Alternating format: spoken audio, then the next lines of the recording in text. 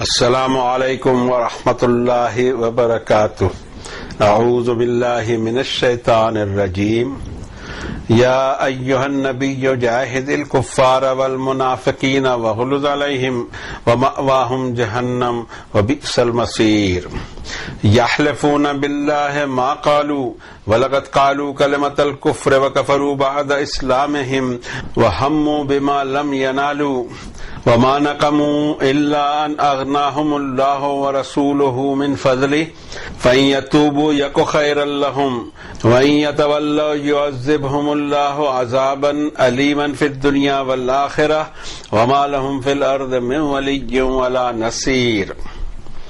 ومنهم من عاهد الله لئن آتانا من فضله لنصدقن ولنكونن من الصالحين فلما آتاهم من فضله بخلوا به وتولوا وهم معرضون فعاقبهم نفاقا في قلوبهم إلى يوم يلقونه بما أخلفوا الله ما وعدوه وبما كانوا يكذبون۔ ألم يعلموا أن الله يعلم سرهم ونجواهم وأن الله علام الغيوب الذين يلمزون المتطوعين من المؤمنين في الصدقات والذين لا يجدون إلا جهدهم فيسخرون منهم سخر الله منهم ولهم عذاب أليم۔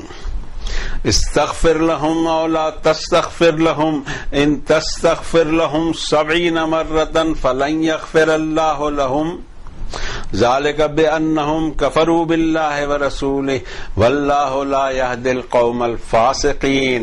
صدق الله العظيم وصدق رسوله النبي الكريم ونحن على ذلك لمن الشاهدين والشاكرين والحمد لله رب العالمين۔ سورۃ التوبہ 9 نمبر کی سورت شریفہ کی یہ آیتوں کی تلاوت کی توفیق اللہ تعالیٰ نے عنایت فرمائی۔ آیت کا سیریل تھا 73 سے 80 تک۔ اب اس میں ہمارے لیے کیا ڈائریکٹیوز ہیں اس کو ہم نے ری ڈسکور کرنا چاہیے اور اس کے بعد اس سے اپنی زندگی کی ایک طرز اور نہج بنانی چاہیے۔ اس میں اس سورت شریفہ کے اس حصے میں ہم دیکھتے ہیں کہ منافقین کی بات ہو رہی ہے، اور یہ مسئلہ مدینہ طیبہ میں پیش آیا کہ وہاں ایسے لوگ بھی تھے جن کے پرسنل انٹرسٹ ہرٹ ہو رہے تھے رسول کریم صلی اللہ علیہ وسلم کی دعوت کی وجہ سے، اور پھر ایک گروپ تھا جو وہاں یہودیوں کا، اور 3 قسم کے قبیلے تھے جن کی الگ الگ ریزیڈینشیل کالونی بنی ہوئی تھی، اور جو کہا جا سکتا ہے کہ گورنمنٹ انٹو گورنمنٹ بنی ہوئی تھی، کوئی اس میں داخل نہ ہو سکے دوسرا آدمی، اور وہاں وہ اپنے سیکورٹی کے ساتھ میں رہیں۔ انہوں نے بھی، جن کو رسول کریم صلی اللہ علیہ وسلم نے، آپ جب مدینہ طیبہ تشریف لائے تو آپ نے دیکھا کہ اب مکے والے یا عرب والے چین سے بیٹھنے نہیں دیں گے، اور جب ہم یہاں مائگریٹ ہو گئے ہیں تو ظاہر ہے کہ یہاں اٹیک ہوں گے۔ آپ صلی اللہ علیہ وسلم نے ان سے معاہدے کیے یہودیوں سے کہ اگر کوئی ایسی چیز ہے تو نہ آپ ہمارا ساتھ دینا نہ آپ کفار کا ساتھ دینا، آپ نیوٹرل رہنا۔ اور اس وجہ سے جو جیوش لٹریچر ہے اس کے اندر میں ذکر ملتا ہے کہ پورے دور میں بڑے امن کے ساتھ میں وہ عرب میں رہے، جبکہ عرب میں یہ ایک ٹینشن 10 سال سے بنا ہوا تھا۔ اس کے بعد یہ ثمرات بھی ایسے چلے کہ ان کو عرب لینڈ میں کوئی تکلیف نہیں تھی۔ بعد میں سیاسی ہمارے جھگڑے شروع ہو گئے جس کو دین سے تعلق نہیں تھا۔ سیاست میں جب دین شامل کیا جاتا ہے، پولیٹکس میں اگر ریلیجین آتا ہے تو ایک بلاسٹ ہوگا ہی، اور وہ ہوتا رہا اور ہمیشہ ہوتا رہے گا۔ ریلیجین الگ چیز ہے، دل کا معاملہ ہے، اور دل میں اللہ تعالیٰ کا ایمان آ جائے، اس کی کیفیت آ جائے اور بات کو ہم سمجھنے اور ایکسپٹ کرنے لگے، ختم ہو جاتا ہے۔ سیاسی جھگڑے ہوا نہیں کرتے، لیکن ہمیشہ دیکھا گیا اور ہر وقت دیکھا گیا، اس دنیا میں بہت پرانی ہسٹری ہے کہ ریلیجن کو آڑ بنا کر سیاسی جھگڑے شروع ہوتے ہیں۔ خیر اس وقت ہمیں وہ بات نہیں کہنی، ہم یہ کہنا چاہ رہے ہیں کہ ان آیات بینات سے ہم یہ پتہ لگائیں کہ منافق اس کو کہتے ہیں جو دوغلی پالیسی والا ہو اور جو عین موقع پر شرارت کر جائے یا دھوکہ دے جائے اور کرائسس ٹائم پر دغا بازی کر جائے اس کو کہتے ہیں منافق، ہپوکریٹ، ڈبل اسٹینڈرڈ والا آدمی، کہ اس کے بعد کوئی ہڈن ایجنڈا ہے اور یہاں وہ اپنے اوپر میں کورنگ چڑھائے ہوئے ہے۔ اللہ تعالیٰ کو سخت ناپسند ہے یہ چیز، اور اس کا ذکر قرآن شریف میں شروع سے کیا جا رہا ہے کہ دیکھو اللہ تعالیٰ کے ساتھ میں چیٹنگ نہیں چاہیے، جو دل میں ہے وہی تمہارے کیریکٹر میں ہونا، جو کیریکٹر میں ہے وہی تمہارے دل میں ہونا چاہیے۔ ڈبل اسٹینڈرڈ اگر ہے اور ہڈن ایجنڈا ہے تو اللہ کو سب معلوم ہوگا۔ اب یہ اگر ہمارے ذہن میں رہے کہ منافقین، بلکہ ہم یہ کہہ سکتے ہیں کہ بعض موقعوں پہ اتنی زیادہ غداری کی گئی کہ ٹریچری، جس کو ہم نام آج کے دور میں دے سکتے ہیں، اور ٹریچری کی سزا کیا ہونی چاہیے ہم اس کو دیکھتے ہیں یہاں۔ تو پہلے ان آیات بینات کی ترجمانی کے قریب جانے کی کوشش کریں، جبکہ ہم کو پتا ہے کہ it is impossible for we people to translate it into another language، لیکن اس کے باوجود ہم نے جو دوریاں بنائی ہیں تو ایک سادی زبان میں اس کو ترجمہ کرنے کی کوشش کرتے ہیں، اور اس میں بھی اللہ کی نصرت اور مدد ہمیں چاہیے۔ اے نبی صلی اللہ علیہ وسلم، اسٹرگل کیجئے نافرمانوں اور منافقین، اور فرمنس ہونا چاہیے آئیڈیالوجی میں ان کے خلاف۔ ان کا ٹھکانہ جہنم ہے اور وہ بہت برا ٹھکانہ ہے۔ اب وہ قسم کھاتے ہیں اللہ کی کہ انہوں نے اس طرح کے کمنٹ پاس نہیں کیے تھے، حالانکہ وہ ایسے نافرمانی والے کمنٹس کر چکے تھے اور نافرمانیوں کی حرکت کی انہوں نے اپنے اسلام میں رہنے کے باوجود، اور انہوں نے ایسا نشانہ سادھا کہ وہ پہنچ نہیں سکے، اس کو پورا نہیں کر سکے، اور صرف انہوں نے اس بات کا انتقام لیا کہ اللہ نے انہیں غنی کر دیا اپنے رسول کے ذریعے اپنے فضل سے، اور اگر وہ توبہ کر لیتے ہیں تو اسی میں ان کے لیے خیر ہے، اور اگر وہ پلٹ جاتے ہیں سزا دے گا ان کو اللہ، دردناک سزا دنیا میں بھی اور آخرت میں بھی، اور زمین میں ان کے لیے کوئی مددگار اور کوئی ہیلپر نہیں ہوگا۔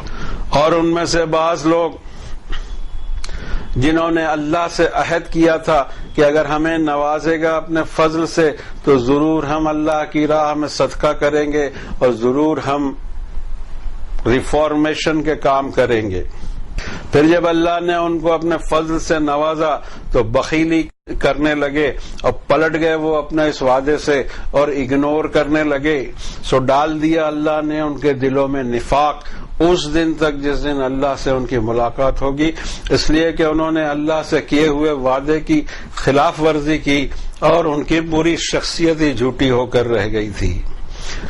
کیا انہیں یہ پتہ نہیں کہ اللہ جانتا ہے ان کے بھید بھی، اور جو میٹنگ وہ خفیہ کرتے رہتے ہیں، اور کیا ان کو پتہ نہیں کہ اللہ کے پاس پوشیدہ چیزوں کی بھی جانکاری ہوا کرتی ہے۔ یہ لوگ الزام تراشی کرتے ہیں شو آف کی ان ایمان والوں پر جو صدقات میں آگے بڑھتے ہیں، اور ان ایمان والوں کی جن کے پاس کچھ مال اور سامان نہیں ہے، صرف اپنی لیبر وہ اللہ کے راستے میں پیش کرنے کو تیار ہیں، ان کی مذاق اڑاتے ہیں۔ اللہ ان کا خود کا مذاق بنا دے گا اور ان کے لیے دردناک عذاب ہوگا۔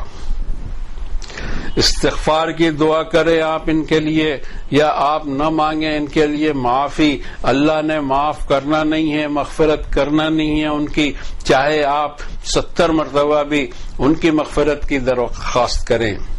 یہ اس لیے کہ ان لوگوں نے غداری کی اللہ اور اس کے رسول سے، اور اللہ اس طرح کے بد عہد اور فاسق لوگوں کو راستہ سوچنے نہیں دیتا۔ یہ 3 آیات بینات کے ترجمانے کی کوشش اللہ تعالیٰ قبول فرمائے۔ ایک چیز یہاں پہلی آیت شریفہ میں یہ بتایا گیا کہ جاہد الکفار والمنافقین واغلظ علیہم، لفظ جہاد کا مطلب ہوتا ہے اسٹرگل کرنا آئیڈیالوجی کے خاطر بھی، تو جہاد کو ہم نے قتال بنا دیا اور اللہ کے نام سے جہاد کی تحریکیں چلا دی، اور ہم نے اس کا مس یوز کیا اپنے سیاسی مقاصد کے لیے، ہمیں کسی سے پنگا لینا تھا تو اس کا نام جہاد رکھ دیا۔ ایک چیز اچھی طرح سمجھ لی جائے کہ قتال کی جو شرط اللہ تعالیٰ نے سورۃ البقرہ میں دے رکھی ہے وہی مین اور بنیادی آیت ہوگی۔ سب سے پہلی آیت قتال کے تعلق سے، وار کے تعلق سے یہاں آ رہی ہے، 2 نمبر کی سورت شریفہ کی 190 نمبر کی آیت میں وَقَاتِلُوا فِي سَبِيلِ اللَّهِ، اور وار کرنی ہے تو اللہ کے راہ میں کرنی ہوگی. کس سے کرنا ہے؟ وہ لوگ جو تم سے بھی اللہ کے راستے کے خلاف وار چھیڑ رکھے ہیں. اور وَلَا تَعْتَدُوا، حد سے آگے نہیں بڑھنا، کسی قسم کی کوئی پاسداری نہیں عہد کی. جہاں چاہیں وہ سب کام ہم کرتے رہیں اور اس طرح کہیں کہ یہ دینی کام ہو رہا ہے. یہ کبھی دینی کام نہیں ہو سکتا، بلکہ کیا پتا کہ اس کی کیا سزا ملے آخرت میں. ہم ان کے خلاف اتنا ہی کہہ سکتے ہیں، ہمیں کوئی ان کے خلاف وار چھیڑنے کی نہ طاقت ہے نہ ضرورت ہے، بلکہ آئیڈیالوجیکلی ہم ضرور کہیں گے کہ یہ سودا بڑا مہنگا پڑے گا آخرت میں. یہاں دنیا میں تو جو کچھ ذلت اور خواری ہوگی سو ہو بھی رہی ہے اور ہوتے بھی رہے گی، لیکن آخرت میں جو کچھ ہوگا وہ بہت برا ہوگا، اس لیے کہ اللہ کے دین کا مذاق بنا کے رکھا ہوا ہے. یہ دین ہمارا کہاں ہے بھیا؟ ان الدین عند اللہ الاسلام. یہ دین اللہ کے نزدیک ٹوٹل سبمیشن چاہیے ہر ایک مخلوق کا ایک گاڈ کو. بس ختم ہو گیا. اب اگر کوئی نہیں مان رہا ہے تو اس کو اللہ نے پوری آزادی دی ہے، اور چاہے وہ عمل کرے، اما شاکرا و اما کفورا، چاہے وہ کفریہ حرکت کرے چاہے ایمان میں رہے. نن آف آور بزنس، ہمارا تو صرف کام یہ ہے کہ اس کو دعوت دی جائے کہ بھائی اپنا سدھار کر لے. اب اگر اس کو اپنے ہی بگاڑ پر وہ راضی ہے تو کرتا رہے. اس کو جب اللہ نے آزادی دے رکھی ہے تو ہم ہوتے کون ہیں اس کو مارنے والے؟ تو یہ آیت نمبر 190، اس کو خیال رکھا جائے کہ یہی آیت کا مضمون سارے اور جتنی جگہ قتال کی باتیں آئی ہیں یہی آئے گا.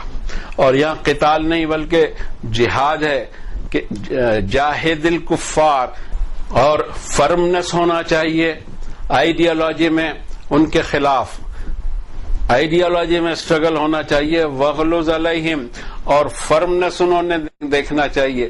تمہاری آئیڈیالوجی میں فرمنس ہو، آئیڈیالوجی میں کمپرومائز نہیں ہو، لیکن عام جو ہمارا کیریکٹر اور اخلاق ہوگا دنیا میں اس میں کوئی فرق نہیں پڑے گا، چاہے مسلم ہو چاہے غیر مسلم ہو. ہمارے اخلاق میں فرق نہیں پڑنا چاہیے. یس، ہم کمپرومائز آئیڈیالوجی میں نہیں کریں گے. اس آیت شریفہ سے یہ معنی دکھائی دیتے ہیں. آپ بھی دیکھیں وہ جو کتاب جس کو لے کے ہم یہاں بیٹھے ہیں آپ کے گھر میں بھی ہے اور 1400 سال سے ہے جناب، اس کو دیکھیں، غور کریں کیا فرمایا جا رہا ہے. اور ادھر ہم کہہ رہے ہوں اس کو کراس چیک کیجئے اس سے. وَمَأْوَاهُمْ جَهَنَّمْ، ان کا ٹھکانہ جہنم ہے. ان کو یہ بتا دیا جائے کہ الٹیمیٹ جو رزلٹ نکلنا ہے، اینڈ رزلٹ جو تمہارا نکلنا ہے وہ جہنم کی لینڈنگ ہے. وہ بئس المصیر، بہت بڑا ٹھکانہ ہے. اب ان لوگوں کی جو اور حرکتیں تھیں اس کا ذکر کیا گیا ہے، اور یہ حرکتیں کسی بھی دور میں ہو سکتی ہیں. اس کے خلاف کیا ایکشن لینا چاہیے؟ سلام محمد الرسول اللہ صلی اللہ علیہ وسلم پر کہ دیر از نو ایکشن اگینسٹ منافقین. کوئی ایسا ہم کو ملتا نہیں ہے کہ جس میں آپ نے ان لوگوں کو جو منافق ہیں اور یہاں تک کہ ان کے نفاق کے پروف ہیں صاف صاف، اس کے بعد بھی ایکشن نہیں لیا، جسمانی کوئی سزا نہیں دی، اس لیے کہ اس کا تعلق ہی آخرت سے ہے. ہم کیسے پتہ لگائیں کہ اس شخص کے دل میں کیا ہے؟ دل کے معاملات اللہ کی طرف جائیں گے، ہم اس پہ کوئی ایکشن نہیں لے سکتے. اور پوری تاریخ مدینہ طیبہ کی کہ منافقین کے خلاف آپ نے کوئی سزا دینے کی کارروائی نہیں کی. حالانکہ جو سب سے بڑے منافق تھے ان کے بیٹے آ کے بتاتے تھے کہ ہمارے والد یہ کر رہے ہیں وہ کر رہے ہیں. ٹھیک ہے، آئیڈیالوجیکلی ہی ان کو بتایا جائے گا، باقی ان کے خلاف کارروائی نہیں کی جائے گی. لیکن کسی کو ٹارگٹ بھی نہیں بنایا جائے گا. نفاق کیا ہوتا ہے، کفر کیا ہوتا ہے، نافرمانی کیا ہوتی ہے، اور اس کی سزا آخرت میں کیا ہے، اس کو انذار کہتے ہیں، اس کو وارننگ کہتے ہیں. اور انبیاء علیہ الصلوۃ والسلام وارننگ دینے والے اور بشارت دینے والے ہوا کرتے تھے. اگلی آیت شریفہ میں کہا جا رہا ہے کہ اللہ کی قسم کھا کر کہتے ہیں کہ ما قالو، انہوں نے ایسے کوئی کمنٹ پاس نہیں کیے. وَلَقَدْ قَالُوا كَلِمَةَ الْكُفْرِ، نافرمانی کے ڈائلاگ، کفر کے ڈائلاگ ان کے منہ سے نکلتے رہے. اب یہ نافرمانی والی بات کون سی تھی اور انسلٹنگ بات کون سی تھی، اس کا تذکرہ ابھی ابھی گزرا ہے. اس کا ذکر اللہ تعالیٰ نے اس سے پہلے کیا اسی صورت کے کہ وَمِنْهُمُ الَّذِينَ يُؤْذُونَ النَّبِيَّ وَيَقُولُونَ هُوَ أُذُنٌ، ان میں سے وہ لوگ بھی ہیں جنہوں نے رسول کریم صلی اللہ علیہ وسلم کی انسلٹ کی اور کہا کہ یہ تو سب کی سنتے ہیں، لیکن لفظ اس طرح کا استعمال ہوا کہ اس میں انسلٹ کا پہلو نکلتا ہے. رب تعالیٰ فرماتے ہیں قُلْ أُذُنُ خَيْرٍ لَكُمْ، کہ یہ جو سب کی سنتے ہیں اسی میں تمہاری خیر ہے.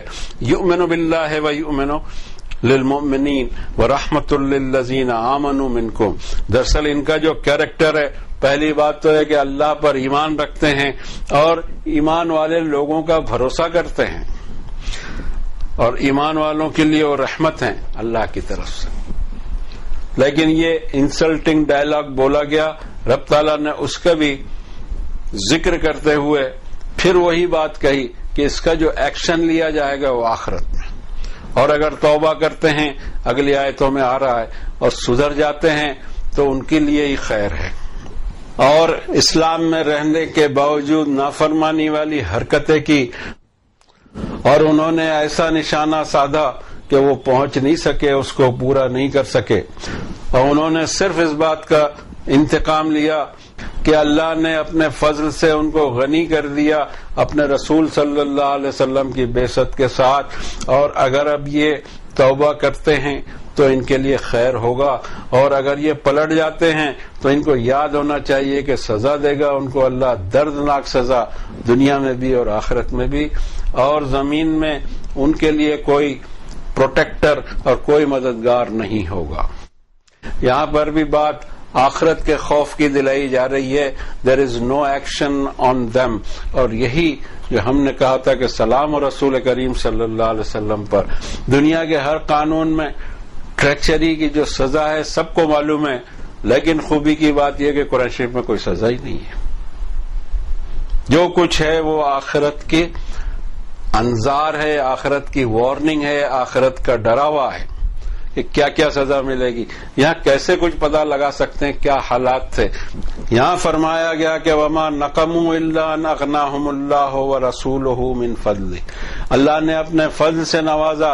رسول کریم صلی اللہ علیہ وسلم جب مدینہ تشریف لائے، اس کا نام مدینہ تھا بھی نہیں، اس کا نام تھا یثرب، مگر بعد میں جب رسول کریم صلی اللہ علیہ وسلم وہاں تشریف لائے تو مدینۃ النبی ہو گیا. ہمیں یہ بھی نہیں معلوم، مدینہ کا معنی ہوتا ہے سٹی، اور المدینہ لگے گا تو ایک پرٹیکولر سٹی ہو جائے گا. لیکن آپ دیکھے ہوں گے کہ عرب کبھی بھی اس طرح سے المدینہ چل مدینہ نہیں کیا کرتے جیسا ہم کرتے رہتے ہیں. مدینہ طیبہ کا نام وہ احترام سے لیتے ہیں، یا تو مدینہ منورہ کہیں گے یا مدینہ طیبہ ہمارے انڈیا میں بولا جاتا ہے، یا دوسری ایک چیز کے مدینۃ الرسول، رسول کریم صلی اللہ علیہ وسلم کا سٹی. اور اس وجہ سے اس کی حیثیت بدل گئی. ایک سویا ہوا گاؤں جس کی کوئی زیادہ شہرت نہیں تھی، اچانک اس کی شہرت بھی ہوئی. دوسری چیز اتنے لوگ مائیگریٹ ہو کر آئے تو کام بھی بڑے ہوں گے. پھر رسول کریم صلی اللہ علیہ وسلم سے ملنے جو وفد آتے جاتے رہتے تھے، اس کی وجہ سے بھی ٹورسٹ ٹریفک بڑھا ہوا، اور ظاہر ہے کہ اس کی وجہ سے وہاں ایک طرح کی خوشحالی آئی، اور اس خوشحالی کا انتقام یہ لیا جا رہا ہے کہ رسول کریم صلی اللہ علیہ وسلم کے ساتھ نفاق کے ذریعے دھوکہ دینے کی کوشش کی جا رہی ہے. تو فرماتے ہیں اللہ تعالیٰ کہ اگر پلٹ جاؤ گے تو دردناک عذاب دوں گا دنیا اور آخرت میں. پھر ایک حرکت ان کی اور بھی بتائی کہ وَمِنْهُمْ مَنْ عَاهَدَ اللَّهَ لَئِنْ آتَانَا مِنْ فَضْلِهِ لَنَصَّدَّقَنَّ وَلَنَكُونَنَّ مِنَ الصَّالِحِينَ. ان میں ایسے لوگ بھی ہیں جنہوں نے اللہ سے عہد کیا تھا کہ آپ اپنے فضل سے ہمیں نوازیں گے تو ہم ضرور صدقات اور چیریٹی کریں گے، اللہ کی راہ میں کنٹریبیوٹ کریں گے، ضرور ہم ریفارمیشن کے کام کریں گے. فلما آتاہم من فضلہ بخلوا بہ وتولوا وہم معرضون. اور پھر جب اللہ نے انہیں نوازا اپنے فضل سے تو اب ہاتھ روکنے لگے اور پلٹ گئے اپنے اس وعدے سے، اور اگنور بھی کرنے لگے ان کاموں کو. یہ بھی انسان کی ایک فطرت ہے کہ بہت سارے وعدے اگر اس کے اوپر مصیبت آئی ہو، حالات اس کے فیور میں نہ ہو، تو اللہ تعالیٰ سے بہت سارے وعدے کر لیتا ہے. وعدے کر رہا ہے اس کا غلط نہیں ہے، لیکن وعدے کر کے پلٹ جانا غلطی ہے، اور اس پر اللہ تعالیٰ نے وعیدیں، نوٹسز جاری کی ہیں. اسی کتاب میں انسان کا لفظ جہاں آتا ہے تو ایک جنرل بات کہی جاتی ہے کہ سارے انسانوں میں ایک طرح سے یہ چیز ہے، اور اس کو کنٹرول کرنا ہی ایمان کی محنت ہے. سب کچھ ہوگا اس میں، برائیاں ہوں گی ہی، ان برائیوں پر قابو کیسے پانا وہی ایمان کی محنت ہے. اگلی سورت 10 نمبر کی سورت کے 12 نمبر کی آیت میں اللہ تعالیٰ فرماتے ہیں وَإِذَا مَسَّ الْإِنسَانَ الضُّرُّ دَعَانَا لِجَنبِهِ أَوْ قَاعِدًا أَوْ قَائِمًا. جب انسان پریشانی میں مبتلا ہوتا ہے تو ہم سے دعائیں کرتے رہتا ہے، چاہے وہ کسی بھی حال میں ہو، کھڑا ہو، اٹھا ہو، بیٹھا ہو، لیٹا ہو، بس اس کی فریاد اللہ کے سامنے پیش کرتے رہتا ہے. فَلَمَّا كَشَفْنَا عَنْهُ ضُرَّهُ مَرَّ كَأَن لَّمْ يَدْعُنَا إِلَىٰ ضُرٍّ مَّسَّهُ. پھر جب ہم اس سے پریشانی کو ہٹا دیتے ہیں تو ایسے پاس ہو جاتا ہے جیسے اس نے تکلیف کے وقت ہم کو پکارا ہی نہیں تھا. اس طرح سے جو حد سے آگے بڑھنے والے لوگ ہیں ان کو ان کے اعمال سجا کر رکھ دیے جاتے ہیں، اور یہاں یہ فرمایا گیا کہ وعدے تو بہت کر لیا، اب کام نہیں کر رہا. اور انسان کی فطرت ہے، سب سے پہلے وہ کینچی مارتا ہے چیریٹی پر، ذرا سی تکلیف آئی تو، حالانکہ اس کو یہ نہیں معلوم کہ چیریٹی کے ساتھ میں اللہ تعالیٰ کے کتنے وعدے ہیں اور اس کا ثواب بھی زبردست ہے. یہ کبھی نہیں کہا کہ انسان خود کی حالت خراب کر لے چیریٹی میں، نہیں. چاہے قول العفو، جو کچھ تمہاری ضرورت سے زیادہ ہے اس میں کیا جانا چاہیے. سب کچھ اللہ کی راہ میں جو دینے کی فلسفی ہے وہ قرآن شریف میں نہیں بیان کی گئی. اگلی آیت میں پھر ایک ان کی حرکت بتائی. اگلی آیت شریفہ میں اللہ تعالیٰ فرماتے ہیں فَعَاقَبَهُمْ نِفَاقًا فِي قُلُوبِهِمْ إِلَىٰ يَوْمِ يَلْقَوْنَهُ بِمَا أَخْلَفُوا اللَّهَ مَا وَعَدُوهُ بِمَا كَانُوا يَكْذِبُونَ. اللہ نے ان کے دلوں میں نفاق پلا دیا اس دن تک جس دن ان کی اللہ سے ملاقات ہوگی، اس لیے کہ اللہ سے کیے ہوئے وعدوں کی خلاف ورزی کرتے رہے، اور ان کی شخصیت ہی ایک طرح کی چھوٹی شخصیت بن کے رہ گئی ہے.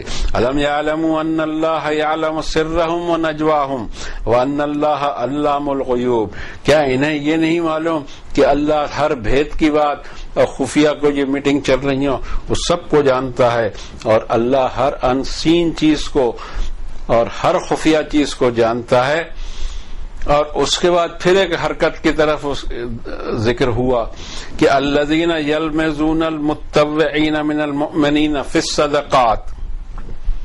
وہ لوگ شو آف کا الزام لگاتے ہیں ان لوگوں پر جو بڑھ چڑھ کر اللہ کی راہ میں خرچ کرتے ہیں، ان ایمان والوں پر جو بڑھ چڑھ کر اللہ کی راہ میں چیریٹی کرتے ہیں اور کنٹریبیوٹ کرتے ہیں. اور ان لوگوں کی بھی مذاق اڑائی جاتی ہے کہ جن کے پاس ان کے لیبر کے سوا کو وہ بیچارے کچھ پا نہیں رہے ہیں. اللہ تعالیٰ فرماتے ہیں کہ اللہ ان کو موضوع مذاق بنا کر رکھ دے گا اور دردناک عذاب دے گا. ادھر کوئی کاروائی نہیں، سب کاروائی وہاں کی. اور پھر آگے جو فرمایا گیا اللہ تعالیٰ کی طرف سے جو ٹینشن ہے اس آیت شریفہ میں وہ سمجھنے کی ضرورت ہے. استغفر لہم او لا تستغفر لہم. اے نبی صلی اللہ علیہ وسلم آپ ان کے لیے استغفار کی دعا مانگیں یا نہ مانگیں. ان تستغفر لہم 70 مرۃ فلن یغفر اللہ لہم. اے نبی صلی اللہ علیہ وسلم آپ مغفرت کی دعا مانگیں ان کے لیے یا نہ مانگیں، اگر آپ 70 مرتبہ بھی ان کی مغفرت کی دعا مانگیں گے اللہ معاف نہیں کرے گا، اللہ مغفرت نہیں فرمائے گا ان کی. اور یہ اس لیے کہ ذالک بانہم کفروا باللہ ورسولہ، یہ اس لیے ان کو یہ سزا ہے کہ انہوں نے اللہ تعالیٰ سے غداری کے مرتکب ہوئے اور اس کے رسول سے بھی، اور اللہ اس طرح کے فاسق لوگوں کو، بد عہد لوگوں کو راستہ سننے نہیں دیتا. ونس اگین اس کو ڈالا ہے آخرت پہ. چاہے دعائیں مانگی جائیں ان کی مغفرت کے لیے، چاہے نہ مانگی جائیں، اللہ اگر فیصلہ کر لے کہ جس کو سزا دینا ہے کوئی اس فیصلے کو بدل نہیں سکتا. یہ ذکر ہے اس آیت شریفہ میں جس سے ہم بات کو سمجھنے کی کوشش کریں کہ اللہ کے فیصلے کو کوئی چیلنج کر ہی نہیں سکتا اور اس کو بدل بھی نہیں سکتا.